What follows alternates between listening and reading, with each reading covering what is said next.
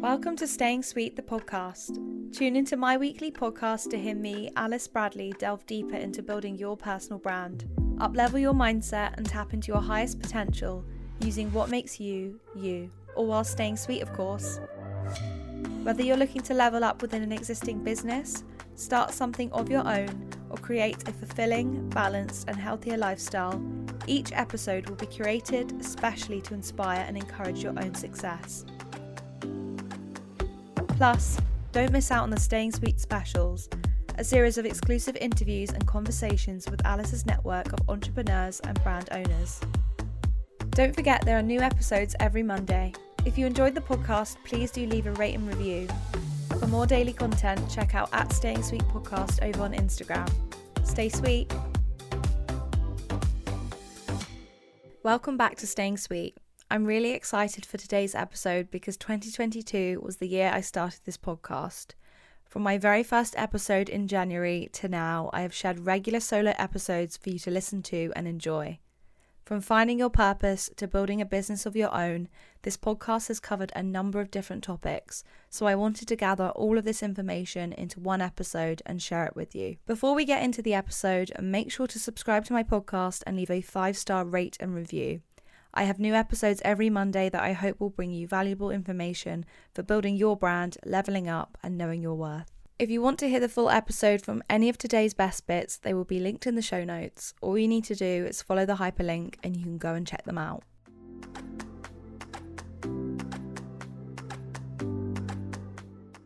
I have had some really incredible pitches from industry leaders and people that I know, friends, contacts, that type of thing. I cannot wait to bring you all the tea, the advice, everything, the life lessons. I'm so excited to dive into this podcast, and I think that's where the enthusiasm to keep on going is going to come from, the motivation to keep creating. I think when you're creating something behind the scenes and you haven't yet shared it with the wider world or friends, family, that type of thing, it can feel really lonely, and it's a kind of time that invites self-doubt in. Imposter syndrome goes, hey, are you sure you want to do that? Are you sure this is the right move for you? And actually, when you announce something, it's kind of like, right, I'm jumping now. And I said that in my first podcast. Sometimes you just have to jump.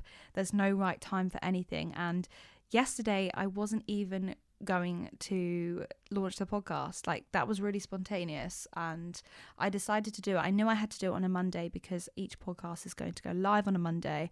But the decision to actually launch it yesterday came over the weekend, and it was let's get this ready for launch. And I just spent my whole entire Sunday getting my life together, and you know what, it was stripped back, and yet it was still very successful. So I'm really, really pleased with how everything sort of turned out, and I want you guys to know that messy action can lead to more motivation, more energy to kind of strive for better things. So that's how I feel. I feel really elated this week. I'm in such a good mood. I cannot wait to get my friends and my network involved in this podcast. When we talk about our callings and our goals in life, where we see ourselves in the future, I remember when I was very, very little, I think the first idea I had in my head was that I was going to be a fashion designer or a fashion model, and that was a very young innocent sort of understanding of a wider theme that I enjoyed, which was fashion and consuming things within the fashion industry. But obviously when you go into the fashion industry, you realize there are so many different jobs that involve that one thing, and that is where you can truly find your calling and your purpose. And it's not until you get your foot in the door, or even kind of work out what is out there for you, that you realize that there is so much to experiment with, and that you shouldn't close yourself off. You shouldn't say, I'm only going to pursue this. And I think that's why in this day and age, we are so multi-skilled and multifaceted.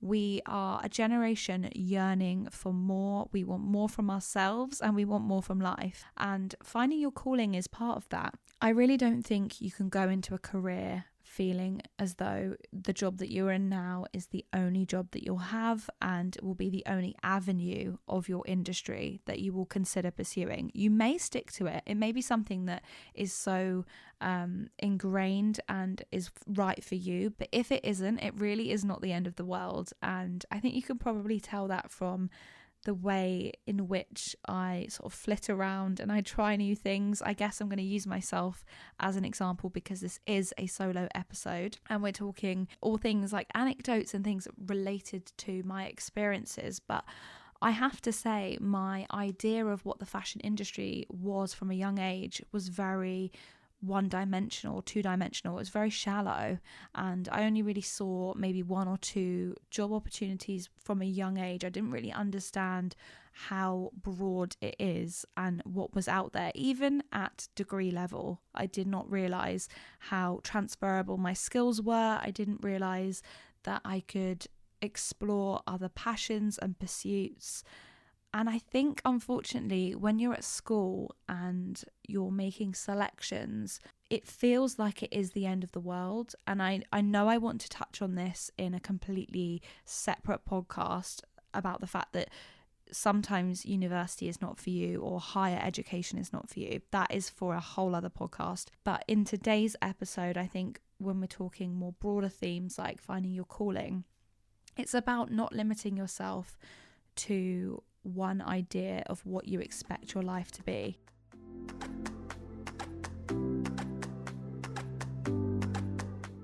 And just really needing to listen to my body. I found I had like one really amazing event in London, came home and that was it. It kind of just like took it out of me completely. So I have been a little bit run down, and I actually inevitably had to cancel my plans for the rest of the week. I had loads of things going on in London and really cool things actually, but they just sadly weren't meant to be. But I guess you really do have to listen to your body, and it's what I've been trying to do more so. So yeah, I feel like this episode really is going to touch on listening to your body, listening to yourself, and becoming that girl. Yes, I said that girl. This is quite a controversial trend and quite a controversial sort of topic. I feel like people take it how they want to kind of take it, and I think it's a trend that's very easily misconstrued and it can be seen almost in a toxic light. But I really want to chat to you guys about how it can be a real positive and a real mindset shift. So yeah, we're going to be talking about the that girl trend. And if you guys aren't familiar with what that girl basically entails and what it means, it's essentially the ultimate you. It's the ultimate girl, that girl who has her life together and is doing the best that she possibly can to better herself. So yeah, I feel like we're going to have a real chat today about becoming that girl and just focusing on being the best version of yourself. So yeah, I feel like we should definitely touch on some updates first before jumping straight in. As you guys know, I've been sick, so that has been, I guess, one of the updates for the week. Listening to my body, cancelling plans, knowing when to just say no. Sometimes I'm really bad at saying no, and yeah, cancelling plans. I hate being that person that has to turn things down or say no to an opportunity, but I guess everything has its purpose, and I guess those reroutes are so important for our mental well-being. I feel like I definitely would have been burnt out had I gone to all the events I was supposed to this week. So I guess that's a positive. At the beginning of the week, though, I was at this fantastic event. I went to a Katie Loxton Mother's Day event, which was incredible. It was a bake-off style event, so we actually got to make a replica of the Cara crossbody bag from Katie Loxton, and it was just a fantastic event. It was hosted on behalf of Katie Loxton. She was actually there herself, and also Be The Agency, who I absolutely adore. Really love the girls there, and just love the PR agency as a whole. I think they're a fantastic group of women. Really, really lovely PR agency, and yeah, I just had the most fantastic time. really lovely group of girls and bloggers who were there. And yeah, it was just incredible. It was such a great experience, and we got to bring our mother figures and sort of mothers with us. I was able to bring my nan with me, and yeah, I had so much fun just baking and getting creative.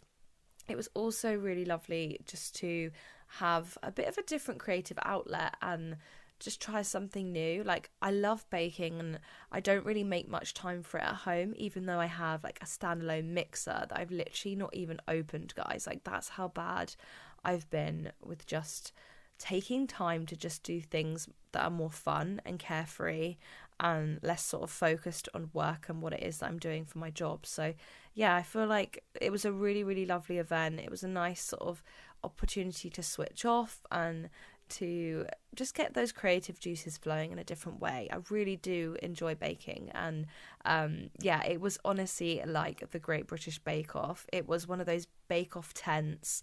We had a station each, we had a mixer, we had our own ovens. Like, honestly, it was the coolest thing. And in the corner of the room there was this station of like candies and flavors and colorings, like all these amazing like options to pick from. And it just made me think, like, sometimes you just have to get out of your head a bit and just be really fun and creative and silly and doing things without the need for perfection. I'm going to try and keep today's episode quite light-hearted, I guess. I know that was quite a heavy intro, but I want to talk about becoming that girl and what it means to me and what it probably means to a lot of people who are, you know, wanting to become the best version of themselves. So for me, I was kind of thinking about it and writing down like what would be my that girl. Like, who would I want to look up to? Who would I want to aspire to be like? And, you know, those kinds of traits that I'd want to impart in my own life to be a better person. And I think the top one that came through was organisation.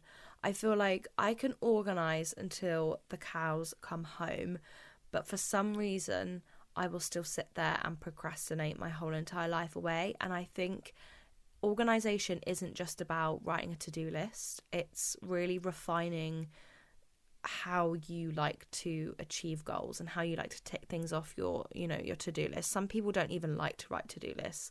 And organisation for me, I guess, is a clear, immediate space. I get very easily distracted. I'm literally sat at my desk right now and I'm looking around and thinking, thank God I cleared my desk, because I would be fiddling and faffing right now. I would not be getting on with my work. I would be procrastinating. And I think organisation really can help refine how well you achieve certain tasks and how quickly you do things. I don't know if anyone is the same as me, but I have certain tasks that I will kind of start doing because I don't want to get on with the bigger task or the task that I actually do need to get on with. So I am quite multifaceted, as we know, jumping in and out of different skill sets and different projects, and I'm constantly moving around and flitting. But the thing that I really, really struggle to do consistently and just sitting down and doing it is writing. Writing is, I don't even want to say it's the bane of my life, because it isn't, and I love it. I absolutely love writing, but I have to be in a certain mindset. And I've really found that if I have a messy desk or I have other tasks that I need to do, I will literally not sit and write. You could not make me write. It just won't come out. The thoughts won't be there. Another thing as well is pressure. If I have no pressure for the task, I won't do the task. I literally will not get it done. But if somebody is literally yelling at me or emailing me and saying, Alice, where the hell is that article? I will literally get it done in 20 minutes and it will be the best work that I've done in months. I think it's quite common actually with writers and creative people. When they're not being pushed, it's really hard to get any work out of them. If they've got all the time in the world, you will literally not see any work or any show for all the time that they've had available. And yeah, I think organisation really comes into that, and it's something that I need to get better at. And I just want to come to peace with, I think. I write a lot of to-do lists and I put a lot of pressure on myself, and the lists are ridiculous. They're endless long lists, but am I actually achieving stuff? Probably not. Whereas if I wrote myself a small, short to-do list, I probably would feel much more productive and I would actually tick things off. Another thing as well is I forget to add things to my to-do list, and I think I probably could do that to kind of trick my brain into thinking that I'm more organised. So just having more like, I don't know, like frivolous tasks on there might help, like making my bed. Even though I make my bed like every single day, I feel like if I ticked it off, it would feel like I have my life more organised. So yeah, I think organisation is a really easy one to kind of reel off the top of my head, but organisation is so much more than just writing things down. Like it's how you like to learn, it's how you like to work, and not everyone is going to be the same. So I would never advise someone to be organised in a certain way. And I remember this at school, and I particularly remember university being a real moment for me when I was like learning to learn again. I remember having presentations in uni, and they were these really ridiculously long presentations that I'm the type of person, if I'm sitting and writing something down off the board, I'm not taking it in. Like, I'm just writing it down as quickly as I possibly can. But my lecturers could not understand that that's what I needed to do. So I would ask them to put and upload the presentations up onto like the portal or whatever, and I would get them to kind of upload it so I could print it off, have all the notes there, have everything on the slides like all printed out in like tile view, and then I would annotate. And honest to God, it made me learn so much better. It was my kind of organisation. Some of the lecturers did not understand why that was beneficial to me, but it was so much better for me to have all the notes there than to be kind of stressing and worrying about needing to write something down accurately. Like, I could just sit and actually listen and take in the information, and they'd often add like anecdotal things and, you know, other key quotes that had I been just scribbling down what they were saying, I would not have taken in, and it would just have been a total waste of time. So yeah, I think organisation is something that I've really over the years been learning to learn about, and is a real key to kind of becoming that girl. I spoke about goal setting at the beginning of the year when I first started this podcast, and I've already changed my vision board twice, and I've already revisited my goals list. One, because I've actually achieved some things on there, which is fantastic, but also because there were things on there that immediately weren't aligning with what I actually do want from this year, because things have come into play and these new things will come into your life and might completely change your perspective. So you really can't look at progress as being a linear, you know, strategy. It's not going to be like that. So yeah, you really have to move on from things that no longer align with you and align with your vision, but you also need to revisit the goals that you have achieved. And maybe you've achieved things and, you know, you need to take a moment just to celebrate things that have gone well and make a note of it. And I think I'm one of those people that just does something and then doesn't actually really celebrate it in any way. Just goes, right, okay, next thing that I need to do, right, let's crack on with that. And I think that's what's probably spiraled me into a negative mindset and a negative sort of frame of mind, because I'm not actually sitting in any success. I'm constantly comparing myself to other people and almost captivated by somebody else's success to the point of obsession. Like, you could literally look at what somebody else is achieving and think, oh my God, and you start analysing every single facet of their win and their success without even thinking about how you've ever done that for yourself. And I'm so guilty of doing that. Like, I do not give myself credit for some of the things that I've done, and I think it's very easy to kind of get in your head about one thing that somebody has achieved, and that might be, you know, a huge win for them, but it might not be, you know, what you need to be focusing on right now, because actually you've done some great things too. Celebrating your own success is not going to make you a shitty person.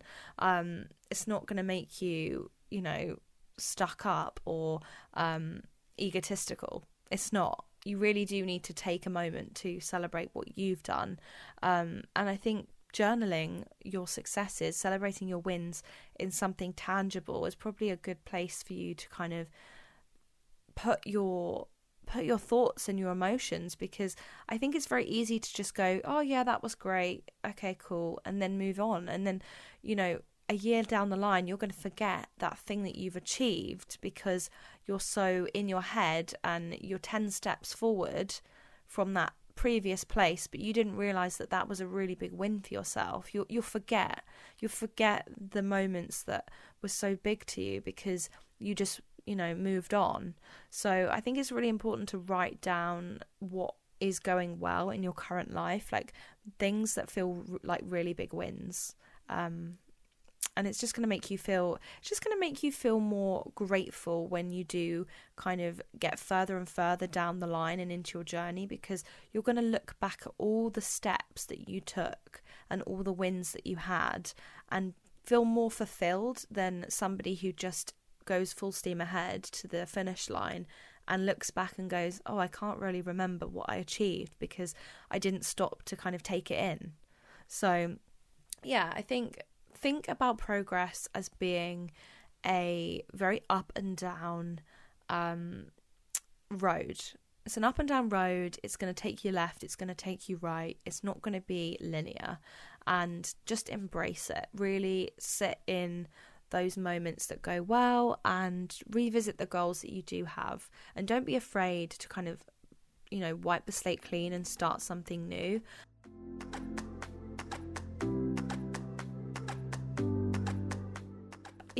I had such high hopes for 2022, and luckily I have really, really knuckled down and I have steered the ship away from being shipwrecked. Like we are on course, guys. We are navigating north. We're doing well, considering the start to the year. And gosh, it was horrible. I honestly thought to myself, how can life get any more crap right now? Like, I feel so shit about everything that I've ever done. And yeah, it really took time off and re-navigating myself to get back to feeling confident again. And I think that's why I want to talk about overcoming setbacks and rejection and the darker side of failure, because people do not talk about it enough. We don't talk about failures like we do successes, and that's across everything that we do in life.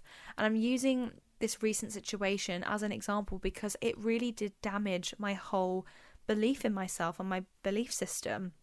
I'm now ironing out things that I didn't really want to have to iron out in the first place. I've had to do a lot of inner healing and inner work to get past this fear of being not good enough to stand alone in an industry that is so savage sometimes, and it can be really tough. And I think that's why I just want to talk about it today and just share that failures and setbacks can be so crap in the moment, but my God, can they teach you so much about yourself. Honestly, I don't think I would have started the podcast when I did had I not had everything happen at the beginning of the year, because I was booked and busy. I had so much happening for the first couple of months of this year that had I not had that time off to kind of reset and realise a lot of things about what I wanted, I don't think I would have started the podcast in that sort of first 2 weeks of January. And now here we are. I'm on the 11th episode and I feel like the best version of myself showing up here today. And I just love sharing content on here. I absolutely love being present on this podcast. So there are reroutes in disguise sometimes. Sometimes the horrible experiences we go through are actually leading us. They're nudging us so hard to the things that we actually want in life. So that's what we're going to talk about today. We're going to talk about acknowledging failure, acknowledging setbacks, looking at how it makes you feel. How did you react to that experience of failure? Because that's what you really need to look at. If it really does hurt you, then it's something that you're truly wanting in life, or it's something that you're truly passionate about. I think the reason I got so upset about my photography business was because actually I really valued those pictures that I took. I really thought I'd done such a great job. And it's funny because I've had conversations with my family about it, and something that my mum says a lot now when we're kind of reflecting on it, she says, well, take it as a compliment. This guy is a renowned photographer and he literally thought your work was his. Take it as the biggest ego boost ever. Like, let that be the ego boost. Let that show you that he actually feels threatened by the images that you've taken. Take it as that. And I think it's really motivated me in a new way. And it's like, do you know what? It's game time. I will show up.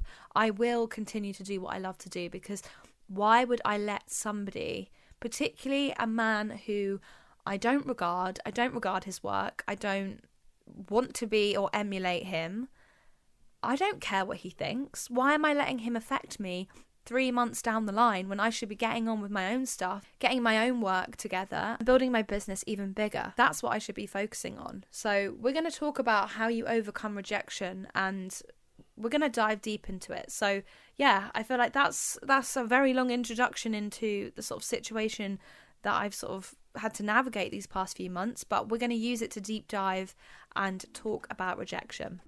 So what do we do to overcome rejection? There's so many different ways to navigate this, because I think rejection and failure span all sorts of situations. And, you know, I feel like there's almost a degree of to what extent is it going to be life-changing.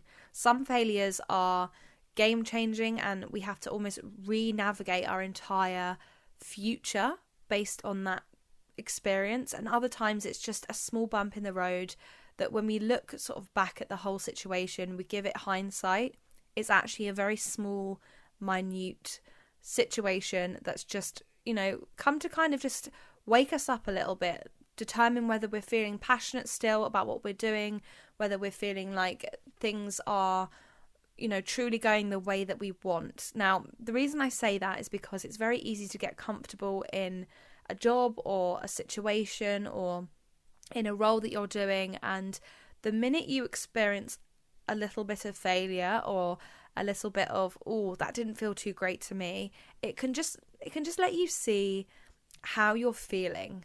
And it's a real good gauge of, am I still passionate about this? Now, I say good gauge because obviously failure and bad experiences aren't positive, but it's really how you overcome them and how you take a failure and turn it into a positive. Like, what can you draw from it that is a good thing? And that can be really hard to do, but I promise you there is a lesson in every single thing we go through in life.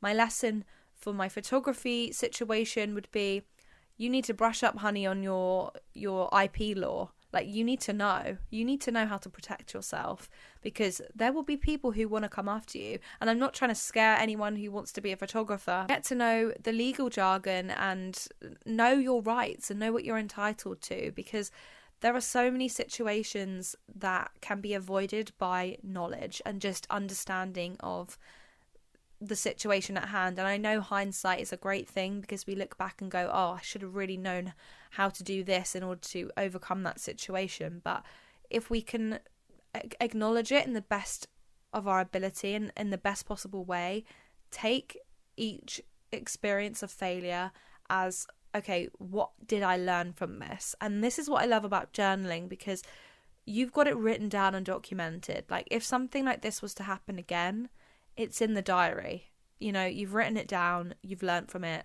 Okay, this sounds a bit like that situation that I had a year ago. Let's revisit that, because that is where you're really going to actually learn from your mistakes and learn from, I don't even want to brand it as a mistake that's made by you, but just a detrimental, you know, situation, a rejection, whatever, a fear.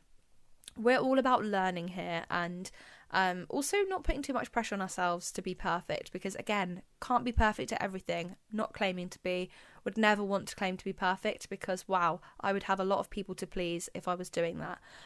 But yeah, there's been so many situations where things haven't worked out for me, things have gone absolutely horrendously wrong, and what can you do? How can you navigate it? I think the key really is to think of every form of rejection as an alignment towards your goal and in a new reroute. and to kind of think about your life as a self-help book. This is what I quite like to do, and sometimes I like to romanticize my life like this, and it's a bit sad, but we're going to go with it. Think of your life as a self-help book. How boring would that self-help book be if your book was just all about all the good things that happened and all the things that went right? And how boring would the book be in terms of showcasing life lessons if you literally said, oh yeah, so this is my life and it went really well and I didn't really have to overcome any obstacles, I never had to do that crappy job that I didn't want to do, so I didn't actually learn any lessons, but you know, I make all this money now and I live in this really nice house and life's great. How crap would that bestseller be? It wouldn't even be a bestseller. It would be a crap seller. We wouldn't be buying it. I wouldn't be buying it.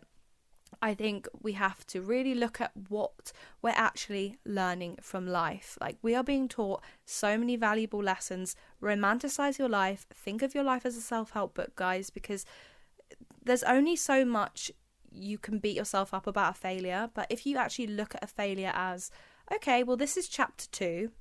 This is chapter 2 of my self-help book. This is what I learned in this era and this phase of my life. Like, accept it for what it is. Accept it and just embrace it. Don't see failure as you being any less valuable of a person or an asset to a company. You have the opportunity to showcase your value in a failure.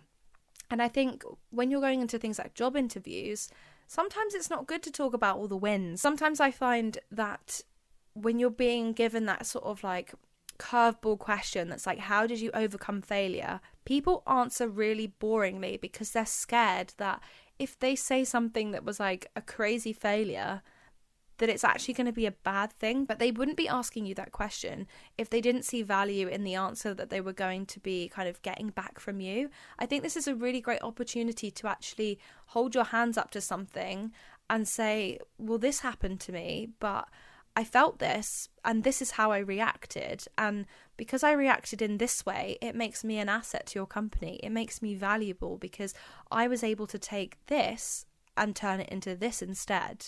Like, there's always a reroute and there's always a way to show up and share things that go wrong in your life and make it a positive thing. Like, life is not always going to be, woe is me, this went wrong and life's over. Like, there is really a way to see negative situations as, look how much effort I put in, and okay, yeah, I still failed in this instance, but I showed up, you know, for 100 job interviews. The 101st interview, I got the job. I made it.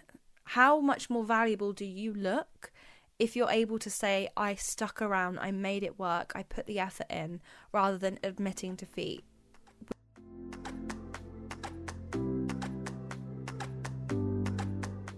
When we're in a rut, we are typically in our own heads about everything. I feel like this is a point in our lives where we get into such a state of perfectionism that it's impossible to achieve anything because you're just looking at a wider thing, a wider picture, and going, how on earth am I going to make this happen for myself? And there's so many different areas of my life that I go through this on a regular basis. Like, if it's not happening, you know, once a month, it's happening once a week. So I'm here to give you that dose of reality. I am by no means in a place of complete control, and it's very easy to have something happen to you or have a knockback or a setback that just gets you into a place where you're in a total rut. So what are you in a rut about? Firstly, like, think about what is making you feel like you can't move forward or feel like you're stuck. What area of your life is it that is controlling everything else? You know, if it's your finances, or if it's a relationship, or if it's your job that you're in, or whether you saw a different, you know, path for yourself in life. Like, that can be really daunting and put you in a rut because, you know, there's so much pressure, especially when you're in your early 20s. Like, I feel like with all ages there's pressure, but 20s is a really interesting time, and a time where you kind of look at everything, like your relationships, your career, your friendships, whether you're working out hard enough, you know, eating right, but also partying hard at the weekends. Like, there's so much pressure to be everything that you can actually really start to get in a rut about life, and you'll start to think about whether you're actually doing things the right way. Like, you could be having like the most amazing, incredible night out, but you're thinking, why am I here? Like, why am I drinking and getting myself, absolutely drunk and trying to numb the pain of something? Like, there's so many different ways to see this, and you really have to look at your life and what makes you feel like you're in a rut. So you really need to answer these questions for yourself. But I think having this podcast episode, it's a bit like a journal session. And yeah, I'm definitely going to be taking these questions on board for myself, because I'm not in a rut per se, but there's definitely areas of my life that I could improve on. So yeah, I just want to make sure I'm not getting myself into that headspace of a rut. So yeah, what are you in a rut about? What are you procrastinating? Is there something that you really need to do that you are not doing because you are in your own way, or you've got to a state where you've spiraled completely out of control? I did find this actually, not myself, but with friends and family, that the gym was a big one. And I noticed quite a lot of people saying how they didn't want to go back to the gym after the pandemic because they'd either gained weight or they didn't feel confident enough to go back, and they were really scared about that first session back. And actually just jumping and deciding that you were going to go was the only way to get out of your comfort zone and get out of that state of feeling like you weren't worthy enough, or that you were in a rut about something. And fitness is a funny one, because it's silly when you procrastinate something like fitness. It makes you feel so good afterwards. Yet why do we beat ourselves up about not feeling good enough to go or be worthy of that feeling? So actually just take a step back and think about what it is specifically that you are procrastinating. Like, why don't you want to give yourself that life or that body or that endorphin rush? Like, what are you preventing for yourself, and why? Do you feel as though you've outgrown the space you're in, but you're also scared to make the next big jump? I feel like ruts do tend to come about when you have outgrown something and it feels really restrictive, and you feel like this is not my life anymore, but you're really uncertain about the future. So you stay in your comfort zone because you think it's a safer option, and actually it can really get you into a sort of low vibrational depressed state. So really think about that. Like, think about what the next big jump is and like why you're scared to jump.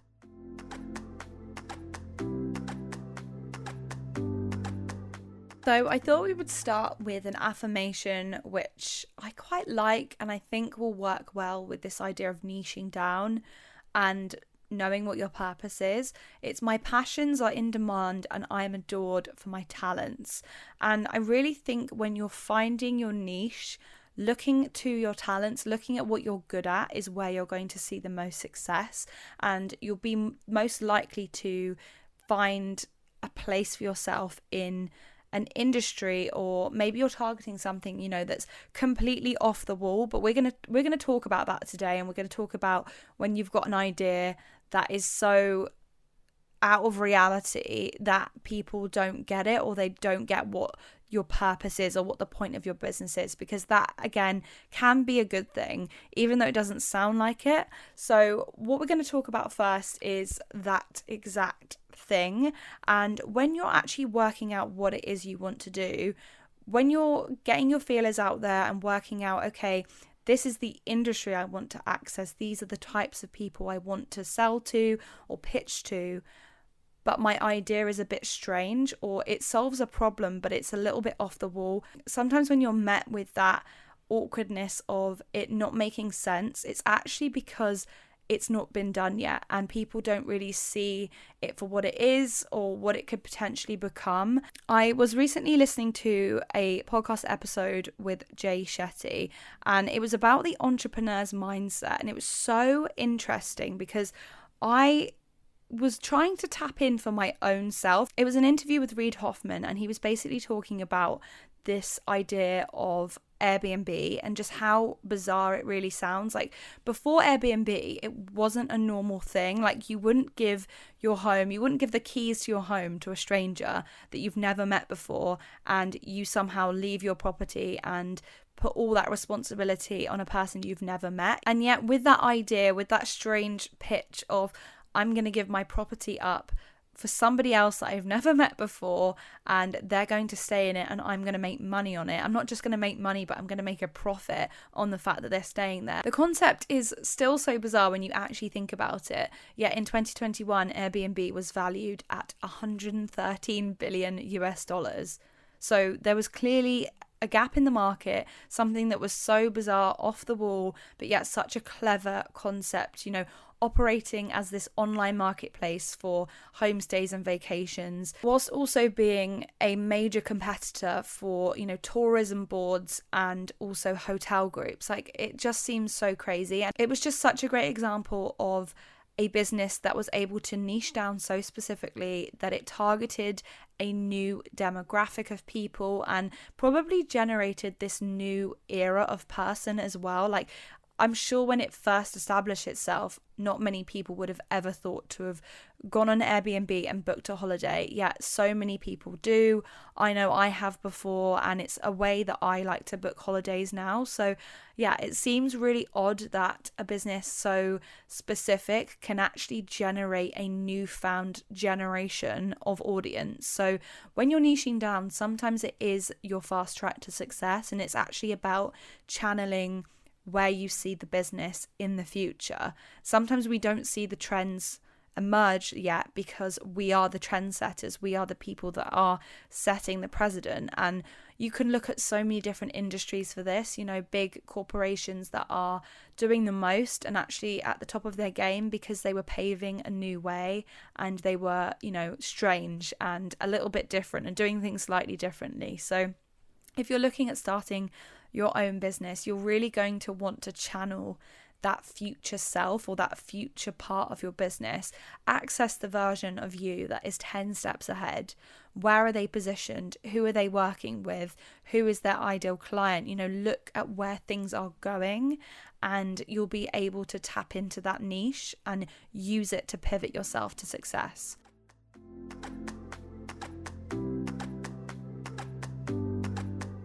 I decided that just after the 1st of August I was going to stop posting on my main feed, and it freed up so much time. Like, you would not believe how much time I was saving not showing up, not having to engage every day, because again, there's this obligation with the people that you follow. I love to do it, but it is an obligation to be engaging with other people's content, because at the end of the day, they're engaging with you, and that's, how we keep this machine well oiled. The social media machine requires interaction and engagement. So yes, it was kind of a daily obligation. I was really not enjoying liking and commenting on people's content, and that was one of the things that really freed up so much time, because I would really procrastinate it every morning. I would sit there and go, right, well, I best engage with some people, I best post some stories, I best check out what everyone else is doing, just so I know I'm off to a good start for my day. And in just cutting that silly task, I say silly, it's not silly, but that task out of my day, it freed up so much time, because I used it as a procrastination device, if you will, to hinder and slow down the rest of my day, because I didn't want to do it. It was a task that I set for myself every morning, and I just wasn't vibing it. I wasn't feeling it. So cutting that out really did allow me more breathing room in the morning. So since then, I've been writing in my daily journal. I have been writing in my diary as well, saying my gratitudes and writing my gratitudes down. I've just got a new lease of life with putting pen to paper, and that really motivates me and inspires me. It's not for everyone, but it's certainly something that has really made me feel more aligned with myself and just more in tune with my life balance and how I'm really showing up every day. So in just stepping away from my phone in the morning, it's enabled me to gain such a better perspective on life and on things and on what truly makes me happy.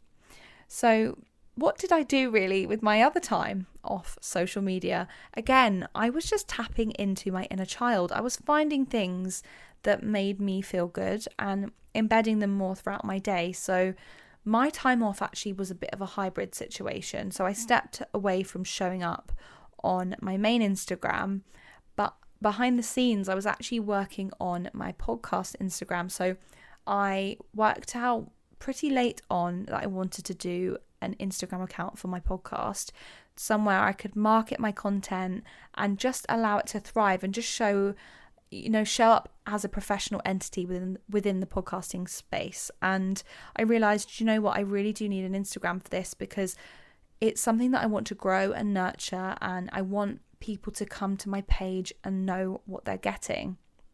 So I worked out a plan and realized that I wanted to post, and this is kind of the new schedule for my podcast. I wanted to post 5 pieces of content a week for one episode.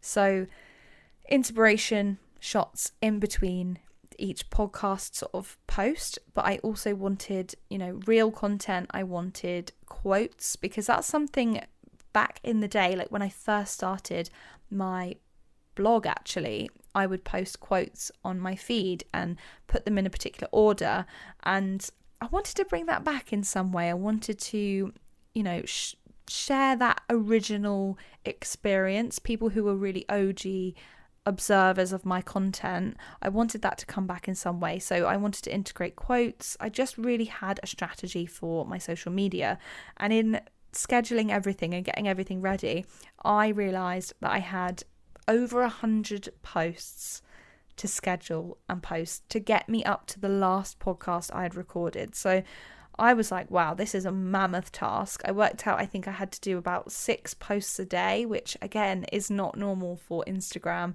but I wanted to do it. I wanted to show up and get this stuff done. I thought, if I'm not posting on my main feed, I can prioritize this mammoth task that I have and get it done. And when I emerge from the depths of the real world, I have something to show for it. And not that taking time off social media means you have to work on another hustle, but it was just a massive task that I was procrastinating and I just wanted to tick off. So that was one of the things that I managed to achieve in my time off, actually focusing my energy elsewhere, obviously still within social media, but it was a bit of a hybrid situation. I was just stepping away from my immediate space and the pressures of, over 11,000 followers. So in using my time, not consuming story content, not consuming other people's content, I was able to actually focus on stuff I needed to do. And it was really productive. And I just got myself back on track. I was really feeling motivated and just also enjoying the podcasting feed that I'd created for myself, because I was only seeing content related to podcasts or people that I was, thinking worked well with my podcasting audience. So it was just nice to switch off from seeing certain content. It was really motivating. And yeah, it just gave me this new lease of life, new understanding, and just made me realize, wow, my Instagram algorithm on my main feed is, maybe not making me feel amazing all the time. And why is that? So I was just tapping into that and just working out the reasons why, what was causing me to feel anxious or to make me not want to open that account back up. I was getting a few messages here and there, and yeah, I realized I just wasn't feeling the pull to go there and to scroll. So yeah, it was just a really interesting experience. I batch created lots of content and I got it scheduled and I got it posted. Now, the other area of my life that I really just was enjoying to the most fullest of its potential was my personal life, and also just allowing myself to heal in some personal areas of my life. And I really, really was able to do that work and to just take a step back from how I was showing up and being perceived versus how I was actually feeling. So we talk often about perceived realities and how Instagram is a highlight reel, social media is a highlight reel, and it really is. I was realizing that I was putting so much effort into appearing happy that I was actually not allowing myself to truly be happy. And doing that work and bridging the gap between the two, I realized there was a few things that I needed to work on. So I was, again, journaling lots, reading lots of books. You guys know me so well in that I love my self-help books. There's something about them. I've always been pulled to that section.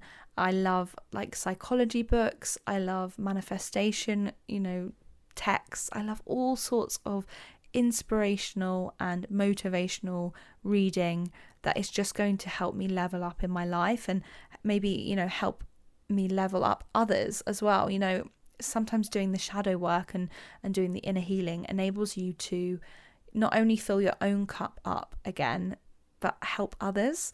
And yeah, I just realized that I was able to do that in my time off. I also enabled myself to just go out and do things and nobody know where I was or what I was doing. I spent so many days at the beach. The weather in the UK was just phenomenal, and I just really found myself connected and just reconnected again to nature and the earth. I'm really drawn to water, so I would just spend hours and hours at the beach or by the sea or in the sea, swimming around and just really enjoying the weather and the beach basically. So that was a really lovely place for me to go. I'd take my book, I'd go by myself some days, and I would just spend hours there. I'd spend most of the day there really, and have snacks and all sorts. So it was just a really nice opportunity. I know it's not a possibility necessarily for everybody, but because I do work freelance currently, I was just able to do it. So I thought, do you know what, life is too short. Okay, it's a Monday, but I'm going to go to the beach and I'm going to do some inner work here. I'm going to make this my work environment for today, and just allowing myself that. I think sometimes it can be very easy to be self-critical or to imagine, you know, what would others think of me on a Monday morning? I'm not in the office, I'm not working at my desk at home, I'm at the beach. But I was really able to take a step back and just ignore those thoughts, shut those thoughts down, and give myself that breathing room.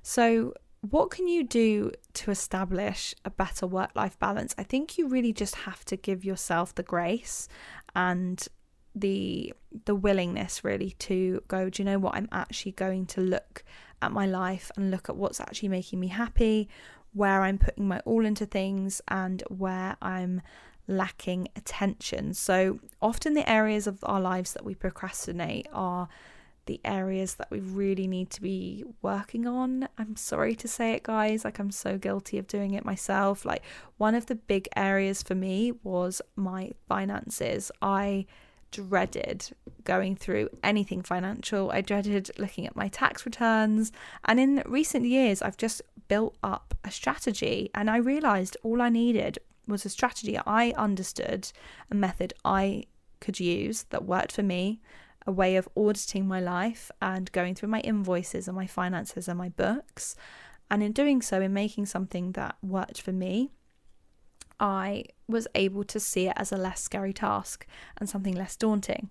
So with my time off, another thing that I did, guys, was go through my finances and get my finances together and do my tax return, which again, it seems like such a silly thing to be so stressed about. But when you first procrastinate something and when you first go, oh, that's not really a task I want to do, you're forming, I guess, like a snowball. And you're going, right, okay, I'm packing all these feelings into this thing that I need to do. And gradually you're kind of rolling it in the snow of life and building it up. And eventually it's this massive, great big, like snowman looking ball of snow. And it's just like, oh my gosh, I've got this huge task I need to do. It's so incredibly daunting. How am I going to tackle it? I don't know where to start. And you've basically just created this huge situation out of something that you could have done bit by bit, day by day, or month by month. I definitely could have been more on top of my game with my finances in the year, and it would have made for less work, you know, when it was time for my tax return. I've actually done my tax return, guys, early.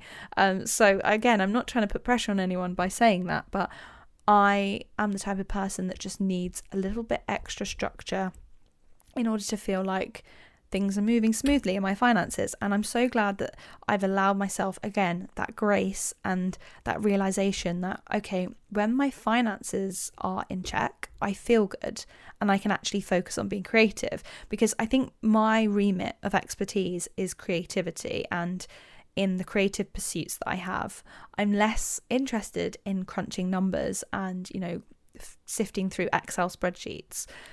But sometimes those things you have to do.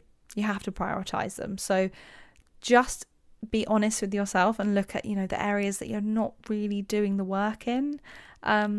because those are the areas that will be niggling at your psyche and like niggling at everything else, making you procrastinate, making you, you know, forget your goals and forget where you want to be. You know, sometimes in having structure across the board, it gives you more time. It gives you more time for the things that you truly love and that light you up. And it's weird, in stepping back, in just stopping and pausing a few things in my life, I've been able to get so many more areas of my life together. And that's what you need to do in finding balance. You need to integrate this, you know, other world back in. So for me, I was integrating my digital world back in, and I know I haven't necessarily done it to the full extent. I haven't fully come back as we speak to social media, but I've been, you know, doing bits of work and, you know, working in that area again. I've been integrating it back into my overall existence. Thank you so much for tuning in to Staying Sweet, the podcast. If you enjoyed listening, please do leave a rate and review, and I will catch you next week for a new episode.